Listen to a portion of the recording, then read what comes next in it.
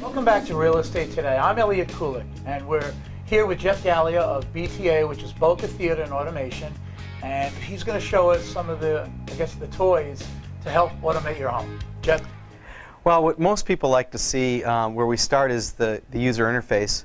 Most of the time we put a panel like this AMX panel in the kitchen, and this integrates all of the systems in your house. For example, I can view all the cameras around the house and see what's happening around the perimeter of my house. I can go in and set temperature, humidity, look at the humidity and so forth everywhere around the house. This really ties everything together. Why don't we go into the demo room and I can show you some more of the toys. Let me show you a couple of things here. This is a pretty popular item. When people come to the front door, you press a button and it can ring the phones in the house. There's also an integrated video camera in there, so everything that is happening right in front of that is showing on your touchscreen panels. We've got the technology to know that when someone presses this, we'll actually switch your panel to the front door camera so it comes up. And then a panel like this might be appropriate for the front door. This one you can actually control lighting, so when you leave the house you can hit all off.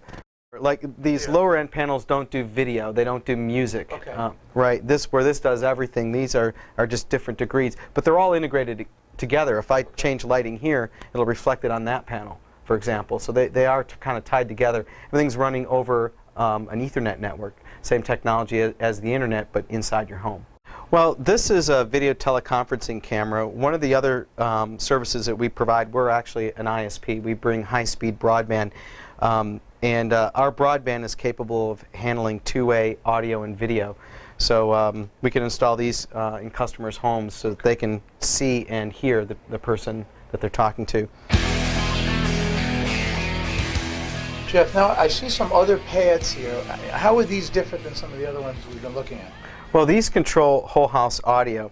This is actually a new product by a company called NetStreams, and what it is actually a little browser in the wall. It's running Macromedia Flash, but it's just like a browser in your computer, and you can control your audio system from this. It's actually bringing all of the music from a hard disk, a big MP3 player, kind of like a big iPod sitting centrally in the house. And I see here you have some more pads and some, I guess, some rock speakers. Yeah, these would be for outdoor use. We could hide these in. They're waterproof, and they just kind of hide in your foliage. And we put outdoor weatherproof speakers maybe up in the eaves.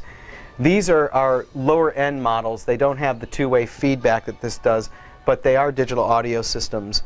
This one has a built-in FM tuner.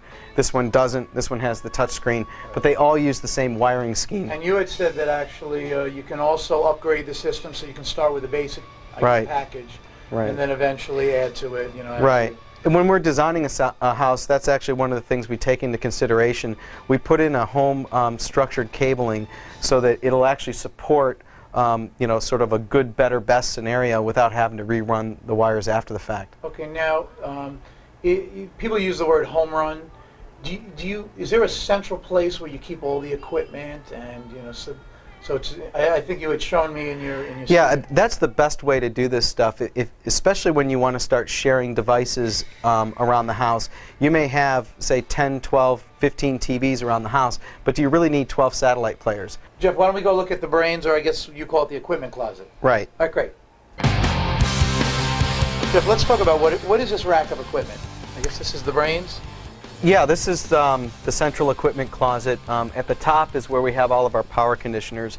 We've got Florida flicker and flash around here. A lot of brownouts, blackouts, over voltage situations. You've got expensive equipment. You need to protect it, so from lightning as well as from sags in the voltage. Over here we've got our music server, and this is where all of the MP3s in the house are stored in one place. Just a big hard disk, essentially. This is also our video server. So we've got a complete library of DVDs that are stored in up to 4 jukeboxes. So they come up on the panel. I can choose by actor, genre, and so on, and I hit play, and it cues it up and plays. I don't have to figure out where to store 200 DVD cases and 200 CD cases anymore, which is a big problem when you're planning a house. Once they're loaded in, you're done with them. That's right. Pretty much. Yep, they're in there. This is our video surveillance recorder. This is like an 8-channel TiVo. Think of it that way. where each of the cameras has its own stream of video that's being stored to the hard disk, and you can play it back, and you can get buffer sizes up to a couple of weeks or a couple of months depending on your needs. Down here we have a high definition TiVo, DirecTV satellite. This is the other end of the touchscreens. This is the main controller that all the AMH touchscreens that we showed you before talk to, and it essentially controls the rest of this gear. We have XM satellite radio here. This is our amplifier and processor for the media room. And this unit here controls the video. This is a scaler, a video scaler. And essentially, it'll play with low definition and high definition devices and make them all look great on a plasma screen. And this is our whole house audio distribution. This is it.